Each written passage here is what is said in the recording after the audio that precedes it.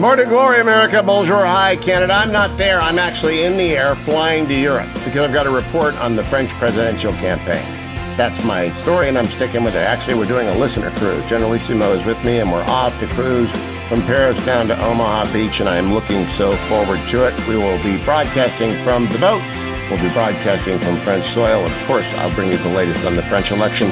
But in to fill for me as we fly, the one and the only Colonel Kurt Schlichter, who will bring you up to date on everything that happened in Ukraine over the weekend. Take it away, and thank you, Colonel Kurt. Thank you, Hugh Hewitt. This is Kurt Schlichter here at the Relief Factor studio in beautiful Southern California at Dark 30. Not zero Dark 30, you civilians, you Hollywood hacks. It's Dark 30. How do I know? Among other things, and I will list my staggering CV, my resume, if you will. I'm a retired United States Army infantry colonel. I am not a JAG, though I am a noted Los Angeles trial lawyer. I'm also a senior columnist at townhall.com. We will be checking in on that. I have a memorable new column that has gone up already today at townhall.com. You ought to check it out. In my own incomparable way, it is titled Defending American Democracy Requires We Start by Crushing Public School Weirdos. So I'm sure we're going to get to that too. Because as you might notice, how do I put it? I was a cavalry officer, among other things, as an infantry officer. Yes, currently a cavalry battalion commander, squadron commander, is coded for infantry. So I can be infantry and command a cavalry squadron, which I did. And that's where I met Hugh Hewitt. He came to one of our cavalry balls, and he drank grog out of a cavalry Stetson. But I screen, as it were, Hugh Hewitt's right flank. So anyway, townhall.com columnist, senior columnist, every Monday, Wednesday, and Thursday. And I also do a fun little stream of courteousness video every Friday. And, of course, I do a podcast for you VIPs. That's out today. I did a long thing on Elon Musk, drawing on my legal skills. Now, you're saying, wait a minute, Kurt, are you an expert in corporate governance law? Of course I'm not. That doesn't stop lawyers from shooting their mouths off about things they don't know about. But a little later this week, I am going to bring you an expert on that from the University of Chicago, I hope, and we will see how that works out. Because I am here today. I'm here tomorrow. We're going to skip over Wednesday, and then I'm going to be back Thursday, and then I'm going to be back next week on Tuesday. And the whole time, I am going to be shamelessly pushing my new book from Regnery, which is called We'll Be Back, The Fall and Rise of America. Comes out July 12th, but you should go immediately pre-order We'll Be Back, The Fall and Rise of America.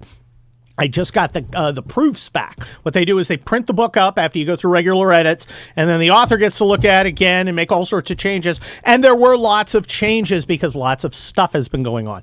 Now, the Fall and Rise of America talks about a lot of very similar things to what we'll be talking about today. It talks about, the potential for conflict, how our country's kind of fallen apart, and where we're going to go in the future. And I had to update it. I had to update stuff about Ukraine in particular. Let's get our little rundown here of what's going on in Ukraine. Airstrikes using missiles, not dumb bombs. Airstrikes in Kiev, which is the capital. Apparently, they hit a tank repair depot overnight, which is actually very important. It's a very good target because the Russians seem to be abandoning a lot of armored vehicles, and those armored vehicles have to be taken back to the depot, fixed up, and then they can be recycled because, of course, the Ukrainians use old Russian equipment, or actually more Soviet equipment. A lot of the weapon systems that the Russians are using pretty much came from the time of the Soviet Union. You get your T-64s, T-72s, T-80s, T-90, I think is after the fall of the Iron Curtain. And I was actually in Germany as a member of our armed forces when the wall fell. So I'm actually a Cold War vet. I was trained up let's be direct, to kill Russians. That's what my entire generation was trained to do, is kill Russians. And destroy formations using Russians' equipment, Russian tactics, which was proven in the Persian Gulf War, which I'm also a veteran of. I ran a heavily armed car wash. The Iraqis used Russian equipment. They used Russian tactics. And our forces, my unit, which was 7 Corps, came from Germany. It was supposed to fight the Russians. Russians never showed up, went to Iraq, and holy cow, just destroyed the entire Iraqi army in about 100 hours. It's pretty amazing. Later in my career, I would deploy to Kosovo with a Polish-Ukrainian battalion. I also trained Ukrainians in Ukraine as part of the KFOR Army National Guard 4 times over the years. So I have a little bit of knowledge of this. I went to Yarovov training area, which is outside Lviv. Lviv was also struck overnight by long-range missiles. I'm guessing caliber with a K, cruise missiles. Killed 7, wounded many more. I'm not sure what the target was there. From what I saw on the footage, it looks like just regular civilian buildings. Seems like a waste of a pretty important weapon system. But the Russians aren't known for subtlety. They're not known for discernment. They're known for blowing everything up. And what we're seeing in Mariupol, which is a town on the Black Sea, the last holdout kind of in the land bridge between the Crimea incursion and the Donbass region, is classic Russian tactics, and classic tactics by the Ukrainians fighting the Russians. Now, the town of Mariupol has been essentially leveled. The footage there is rather stunning. This is what Russians do. If you look at what they did in Chechnya, if you look at what they did in Syria, when they can't take a town, they blow it up. Now, interestingly, the Ukrainians are kind of hearkening back to what's arguably one of the high points in Russian military history, which was the stand at Stalingrad against the German army. And Stalin said, no retreat. The Germans, for reasons that include the vanity of Hitler, he wanted to take the town named after Stalin, stop their advance in order to try and take this town. They leveled the town, including a bunch of factories, and the Russians dug in the ruins and fought it out. And they fought the Germans to a standstill. That's what the Ukrainians are trying to do in Mariupol.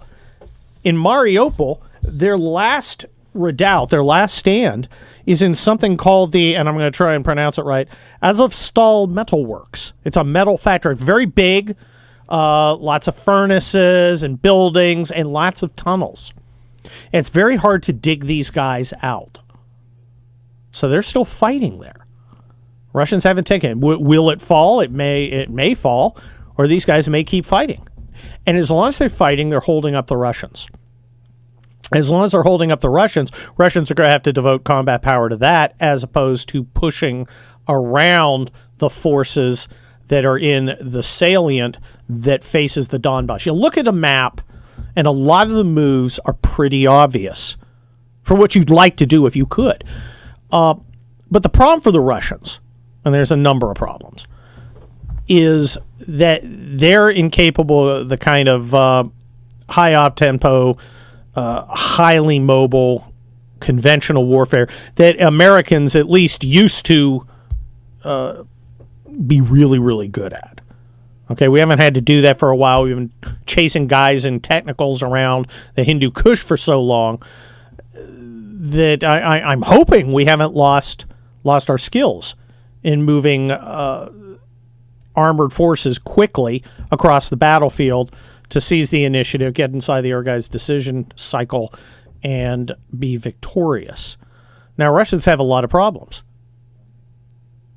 They're not well trained, many of them. They're not well led. We keep hearing about how these generals are getting killed. I think they killed the 8th general. Look, you're not going to get a lot of tears out of me about flag officers buying the farm. But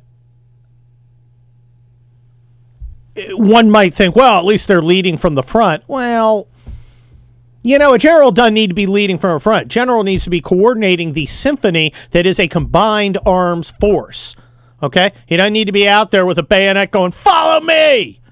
All right? If you're losing 7 guys, eight generals, it means they're having to be up there to assert command and control. That seems to me to be a problem. I want to hear what you have to say. 800-520-1234. Kurt Schlichter here singing for Hugh Hewitt, States Army Colonel. What else am I? Holy cow. Noted Los Angeles trial lawyer and the author of the upcoming book, We'll Be Back, The Fall and Rise of America from Regnery. It's coming out in July. You need to pre-order We'll Be Back, The Fall and Rise of America right now. It's got national divorce. It's got talk about Civil War. It's got why guns are important. It's got speculation on what the next president of the United States, who's going to be a Republican, should do to subdue and break the spirit of the damn communists who are trying to turn our country into a smoking heap of garbage. And on that note, there's nobody angrier, nobody more bitter, nobody more ready to take the fight to the enemy than my Irish-American pal, Michael Walsh. Michael, welcome to the Hugh Hewitt radio program. Top of the morning to you, Colonel. Oh, you bitter leprechaun, you. An author of many great books, by the way, the last one being Last Stands, which I found among my father's effects when I was cleaning out his office the other day. A great testimony to a great book. I really enjoyed Last Stands. You should all go get it when you're pre-ordering We'll Be Back. Excellent. Well, thank you very much for that compliment. Well, Michael, now, of course, you have written 17 or 18 books. You've actually lost count. As I have been writing books, I think this is my 10th. You have been a mentor to me with great advice like get out there and promote the hell out of it, and don't write so much stuff. Write shorter and better. So we'll keep that going. Michael, I am concerned about our country. I'm concerned about these damn communists trying to turn us into a third world backwater. Are you pessimistic or optimistic? And being Irish, I can guess which it is. Well, as you know, Ireland, you always assume the worst is going to happen, even when the best is about to happen. So that's part of our national character. But we should mention, I think some of our listeners know this, I spent a lot of time in communist countries. Yes, you dying communist countries. That's the best kind. Well, it is, except when you're actually there, because here's the thing, ladies and gentlemen in Radio Land, they stink to high heaven.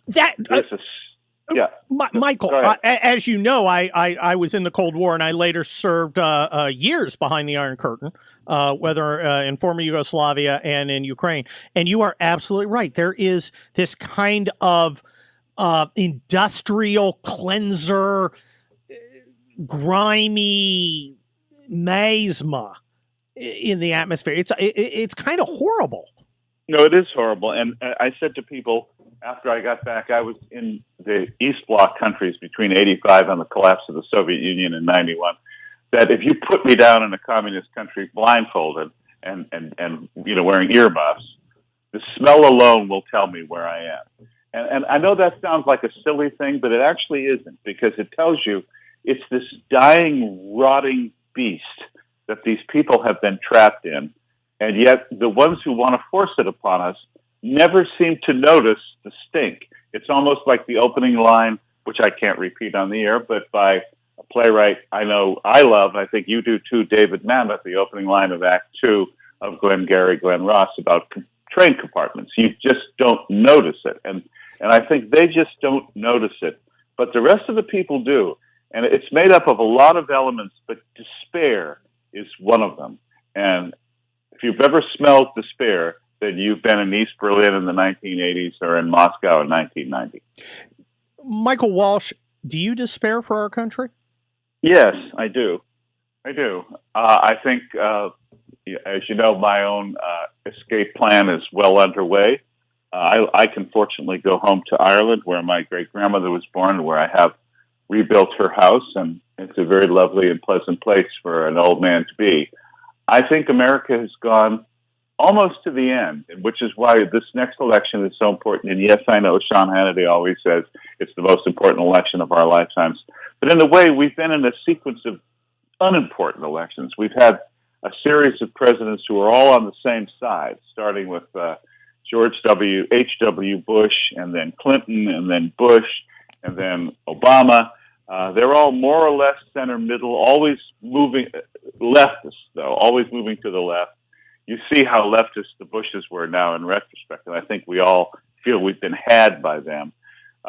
President Trump was the first Trump that began to push. Was the first president that began to push the needle to the other direction. We wish it had gone better. We wish he had been reelected. He wasn't, but now we're up against it. Luckily, their party is as stinky and dying as the old communists were. There are a bunch of geriatrics who are really clueless as to how to go forward because they don't have much of a future. And our party has now got some very young and vibrant people in it. And that gives me some hope for optimism. But the big culture has been badly, badly damaged by these people. Well, Michael Walsh, I agree with you, and that's the subject of my book, We'll Be Back, The Fall and Rise of America. But by the title, you see that I'm much more optimistic than you are. Maybe it's because I'm a little bit younger, or maybe it's because I was, knocked on the head a couple times in basic training. But I think we come out of this because I can't imagine losing to these people. How old is Nancy Pelosi? What is she, like 86? Well, she's in her 80s. Dianne Feinstein is pushing 90. Biden is almost 80. You cannot run a country that's a gerontocracy. There's one of the elements of Gulliver's Travels by Swift, which people don't, they think of the Lilliput and Brobdingnag sections, but not the later ones. And one of them, he goes to a land in which people are immortal. That's the good news. The bad news is they age absolutely normally, like everybody else. So by the time they're in their 70s, the bits are falling off. By the time they're 80, they're slowing down. By the time they're 90, they're decrepit. And by the time they're 300 years old, imagine what they look like. But they cannot die. And we now have a gerontocracy, a Swiftian gerontocracy of people who absolutely refuse to go gently into that good night and want to keep hammering us forever. I mean, this bad on the Republican side, too. How old's Grassley? He's in his high 80s now. But as I say, at least we have some young blood that looks very promising. Well, in the election of 2024, we're going to we are likely to see President Trump, who will be 68 at the time of the election. No, 78. Excuse me, 78. Yeah. Holy cow, that's a significant difference. He'll be 78. You'll be 68 at the time of the election. I will not be 68. I will just barely be getting my military pension. Okay. But the most likely candidate, and I think he pretty much has to run, is Florida Governor Ron DeSantis, who's doing great things. Ron DeSantis is in his mid-40s, and Donald Trump, Donald Trump's going to be an older guy. I saw him recently. He looks great. He's lost weight. He is not a staggering dust puppet like our current pseudo president. Yes, but he's still 78. Yeah. Well, I'm 72, and I can tell you that being 72 is not like being 42, which I think DeSantis is 41 right now. He'll be 43 at the time of the election.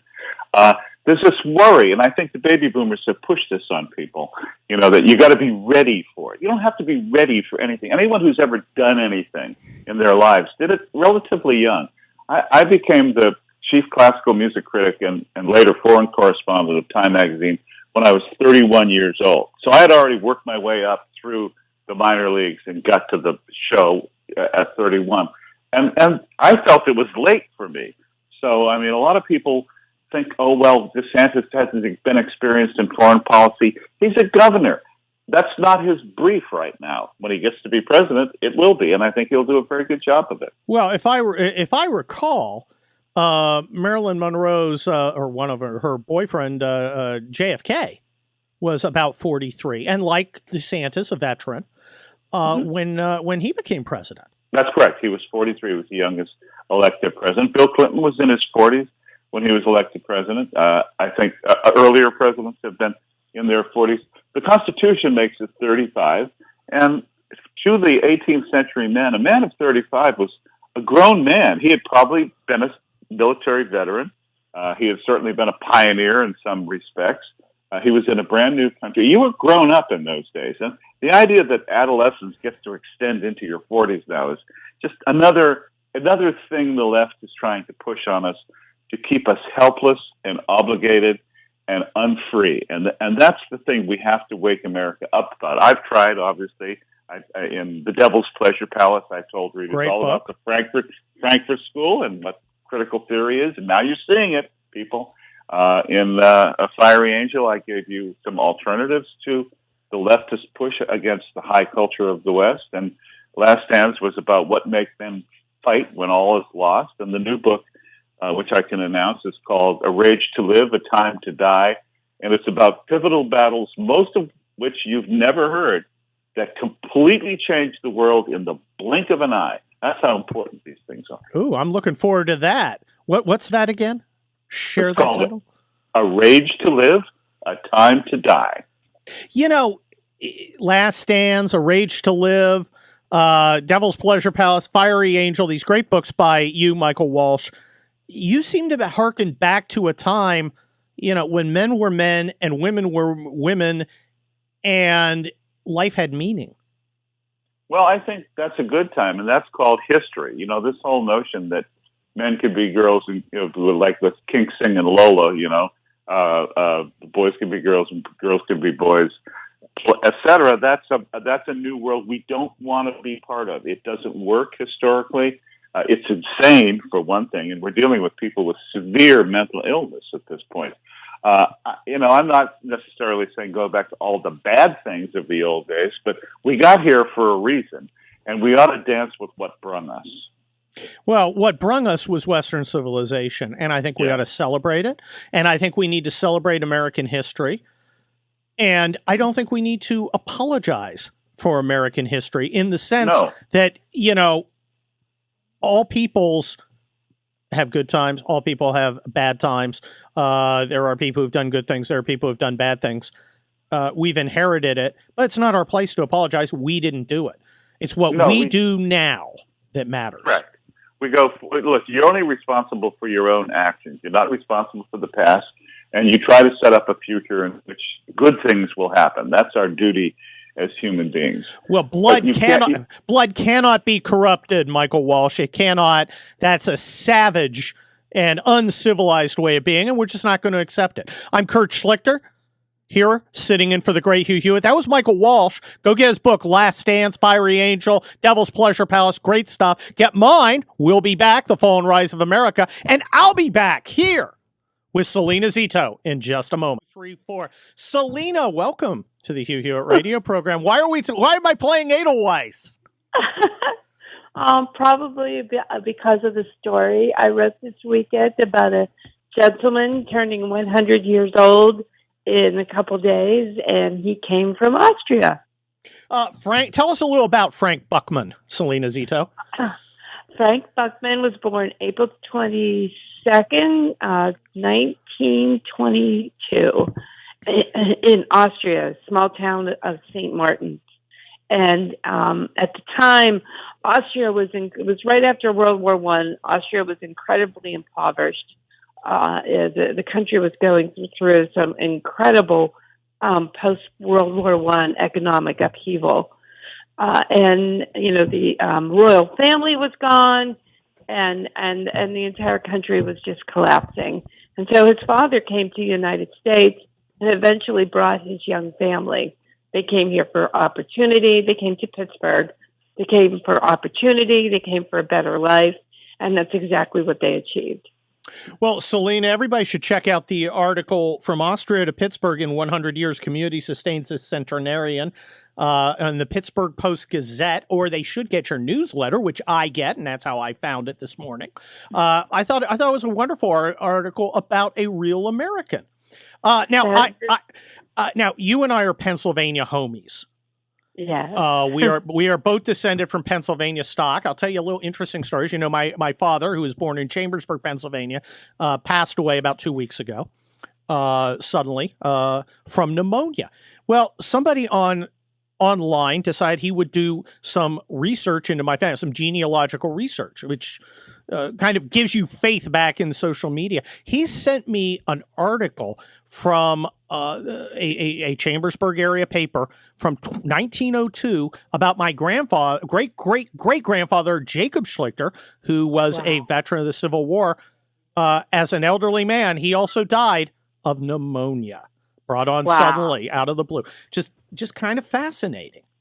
It is fascinating. That was also quite kind of that person. That was very nice. Well, look, I think people are generally nice, Salena, and I don't. And I think that you're one of those people who goes out and you actually talk to normal people, while people, the Washington Post, for instance, was advertising for their own version of Margaret Mead, who was going to go out amongst the savages and report back to civilized folks on their doings and transpirings. You actually go out and talk to people as if they're human beings. Well, I do. Well, first of all, I don't live in D.C. or New York. I live in the Paris of Appalachia. I live in the Pittsburgh area. So I think that in itself keeps me grounded. But I don't fly. I don't even use interstates. I take the back roads.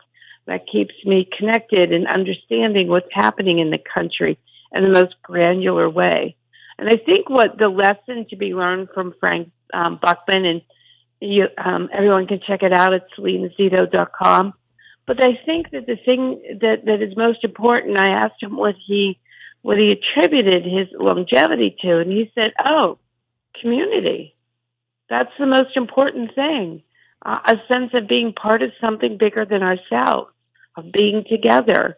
And he said, and I think that's what our obligation is as the elders, is to remind young people that is the best of who we are, is when we work together. Well, Salena, what is the mainstream, or as I like to call it, regime media, missing about America that you're seeing when you go out and actually talk to Americans between the coasts? Well, I think part of the problem in our major newsrooms is the majority of the people that work in them come from the sort of super zip codes of our country, right? From centers of wealth and power. There's nothing wrong with that. However, that does give you a different viewpoint. And I think newsrooms are also filled with people that went to the same Ivy League schools. There's not people that went to a community college or a state college. I mean, up until recently, up until Watergate, most journalists didn't even go to college. But what made them really, really good at their job was that they lived in their community. They understood their community. They cared about their community. And I think that's the problem with more national news coverage of local issues. Well, Salena, we got about 15 seconds left. Really quickly, are we going to, is the mainstream media going to be surprised about what happens in November? That'll be an affirmative. Oh, I love that. My friend Salena Zito, read everything she writes. I'm Kurt Schlichter, guest hosting for the great Hugh. It is my distinct pleasure to bring on another Army 06. I believe you're an 06, Congressman Walsh. You an 06? I am. The fighting colonels. Oh my gosh! I got my promotion. I was like, God, they will promote anybody. I just remember as a cadet looking at the colonels at VMI, and just thinking, God, am I ever going to be that old? Yeah.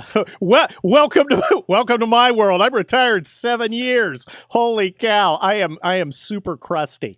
But of course, from my perspective, I now feel free to critique you guys who are still serving, and you're still serving in our reserves. You're also, incidentally, a congressman from Florida. So, and you also, full disclosure, employ one of Hugh Hewitt's sons on your staff. First thing up, I want to lean heavily on your military side. Sure. We talk to a lot of politicians, but not a lot of politicians, frankly, know which part of the M4 goes bang. You do, and we're seeing a lot of things going on in Ukraine that a lot of folks have questions about. First of all, you're special forces, you're a Green Beret in civilian parlance. I was unspecial forces. I was an infantry brigade combat team. You were a scalpel. I was a sledgehammer. What can you explain to folks the difference between what special forces does and what line infantry, armor, maneuver forces do? Yeah, sure. An infantry brigade combat team, which you were a part and led, is probably the best in the world, depending if they're light, meaning it's primarily soldiers, or heavy in their armored vehicles, at seizing and holding terrain.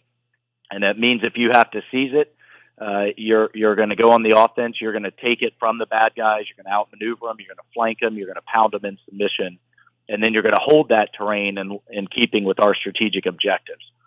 Special forces, on the other hand, and particularly Army Special Forces, can do a couple of different things, but primarily in a larger conventional fight, they operate behind enemy lines, where they can conduct sabotage operations, go after command and control, take down infrastructure. In the Cold War, they were intended to actually stay behind as the Russian horde, flowed through the Fulda Gap. And conduct those operations. But in recent decades, they've conducted, of course, counterinsurgency in Afghanistan and Iraq. But really, our true mission, our bread and butter, is training foreign militaries, whether that's a tribe or, in the case of Ukraine, their special forces and their military in line with our objectives. And I think what you're seeing in Ukraine is 8 years of Green Berets showing them how to conduct guerrilla warfare, how to operate those javelins, how to command and control, shoot, move, and communicate. And I'm so proud of the training that my fellow Green Berets have provided the Ukrainians. Well, hold on, Michael Walsh. As a former member of the California Army National Guard, we've been in Ukraine for nearly 25 years. I know I went 4 times myself. Spent a lot of time at Yarivov. And between the Green Beret trainers and the line unit trainers, mostly from the 79th Infantry Brigade Combat Team, which I was deputy commander and briefly acting commander of, we were able to really help the Ukrainians step up their game. Now, one of the things that we have seen in Ukraine is the fact that armor may not be the unstoppable iron fist that it used to be. Man-portable weapons, anti-tank weapons like the NLAWs or the Javelin systems in the hands of well-trained light infantry seems to be changing the whole calculus. What do you think of that? And what's that say about America's force posture, understanding that the Marines have themselves divested themselves of most of their armor? Yeah, that's a great question, and I think that's going to be debated and will be debated even on the Armed Services Committee where I sit as we start going through the Pentagon's budget. And in fairness, I was getting there with the National Guard. I'm a proud Guardsman, and I just visited the Florida National Guard in December, just before the invasion. That was out doing great work as well. But on the armor piece, I think that's really debatable, and I take your point. But I think armor in an urban environment, badly coordinated, as you know, armor has to be coordinated with infantry and has to be coordinated with close air support and other fires, and has not been with the Russians and other fires, artillery as well, and it has been poorly resupplied. And the Russian armor, as we've seen since Desert Storm 1, really isn't that good. It was never intended to be that good. It was intended to be used in mass. And it was intended to use offensively, but the actual protection of the crew, while you're seeing these, people are seeing images of these turrets literally, popped off and flung tens of dozens of feet, is because the ammunition inside is so exposed. So once you penetrate that Russian armor, that crew is, literally is toast. Well, in Desert Storm, Michael Walsh, several M1 tanks, American M1 tanks were hit. We still use the M1. No American soldier was killed inside an M1. There were some guys killed hanging out the turrets. Right. No one was killed inside. It's that much protection. And there are a bunch of systems, besides the armor, there are a bunch of systems designed to suppress fires and stuff. I think the true test will be now in the rolling plains of eastern Ukraine, which will be different than what we saw in the north. Yep. That is armor country. But again, if the Russians employ it badly, then they're going to have an incredibly hard time. The total lack of synchronization of the Russian attack, including the disastrous logistics, it really surprised me, Congressman Michael Walsh, who is also a United States Army colonel. Here's the indicator to me. Bad tires. Bad tires indicate bad maintenance and indicates no NCO, or in their case, junior officer leadership, and possible corruption. In other words, you're spending money on tires somebody's pocketing instead, and your vehicle gets a flat 20 miles into the operation. I'm looking at this stuff, and I'm thinking, holy cow. Back in the day when I was in the American military, this was its bread and butter. Being able to move, being able to resupply, being able to coordinate and integrate all the battlefield operating systems. And the Russians just couldn't pull it off. Yeah, you're absolutely right. And I think now they've consolidated under one commander in the Eastern Military District, who was also the commander in Syria. They've consolidated their supply lines. They tried to do way too much over far too much geography. But they still have a very top-down, risk-adverse command and control system. Up until the consolidation under this commander, it went all the way back to Moscow.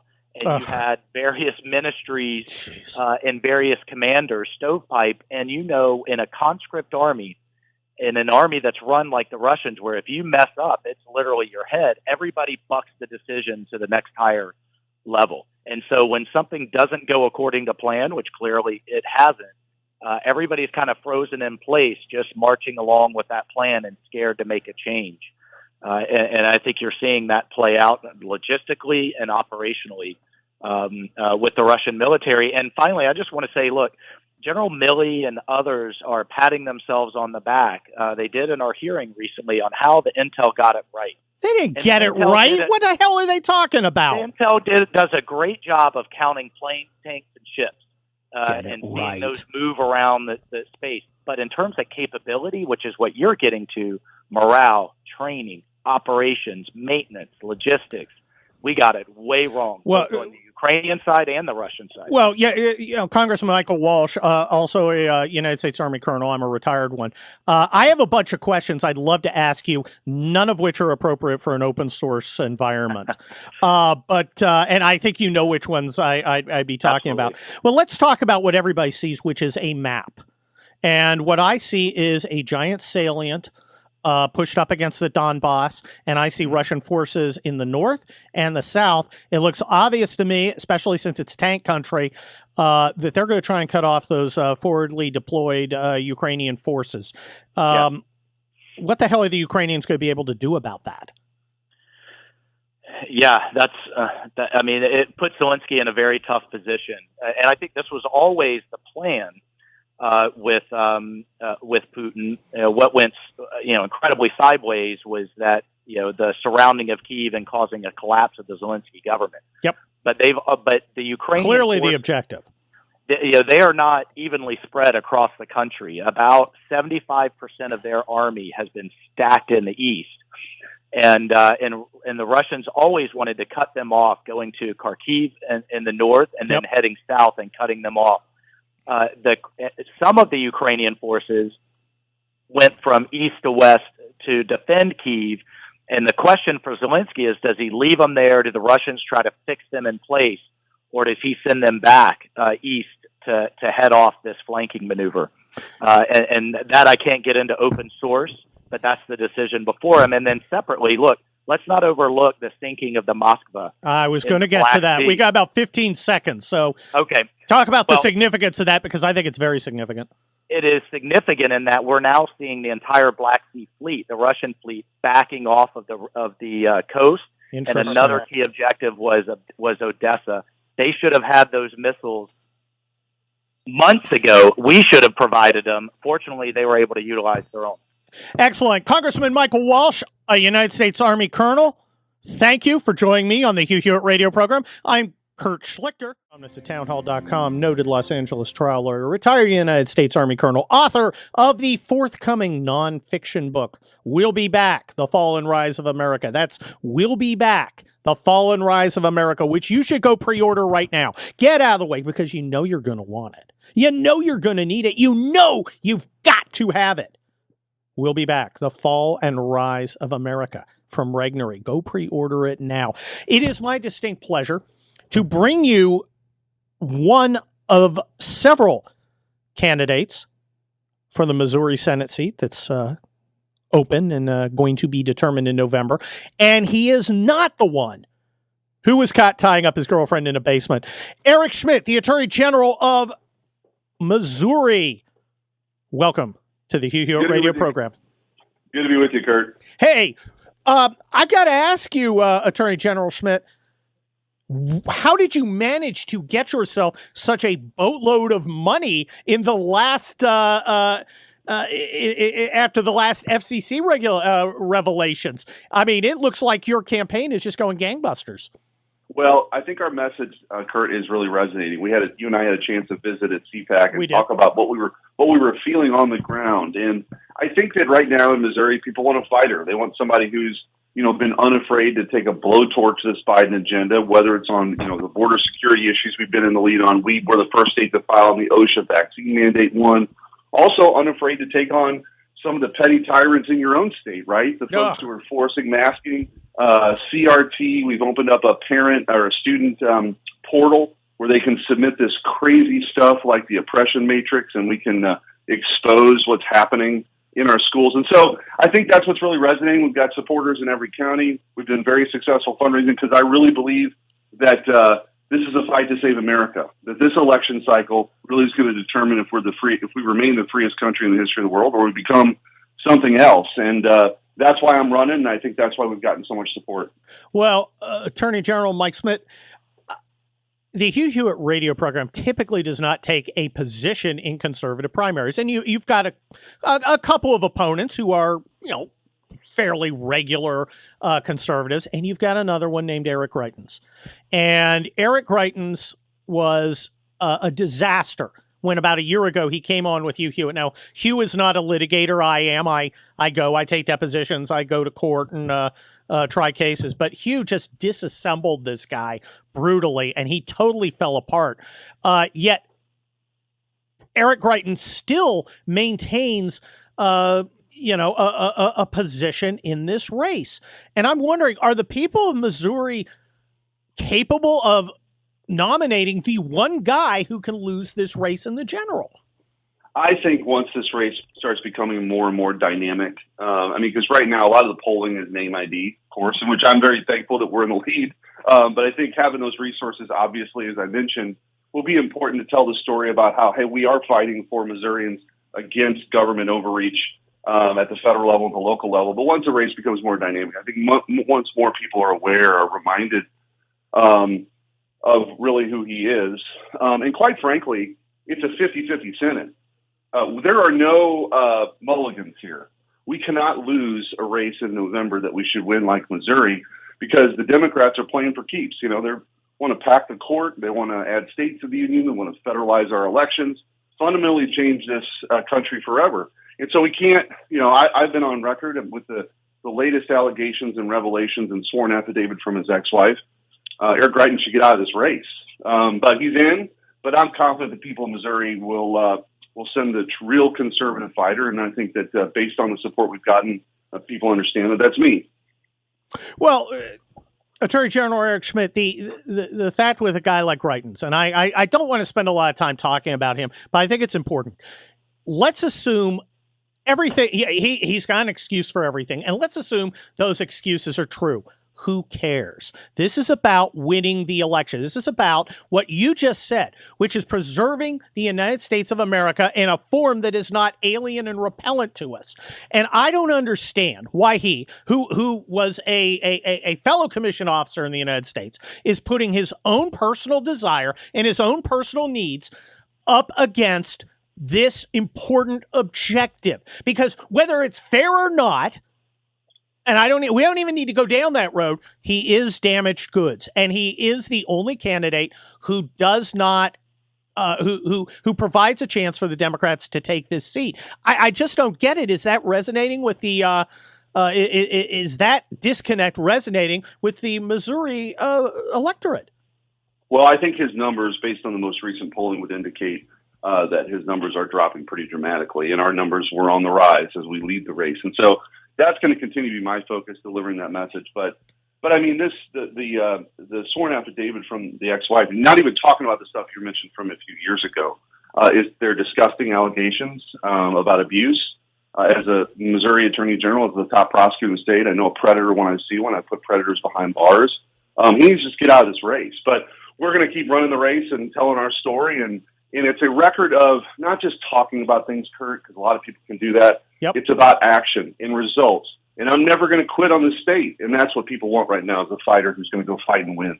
Well, Eric Schmitt, you have managed to use your position as an attorney general to actively exercise its powers in the pursuit of conservative objectives. And we see so often Republicans who are afraid to exercise the power that they've been granted by the voters. The Missouri voters asked you to go out and defend their interests, and you've been doing that in court.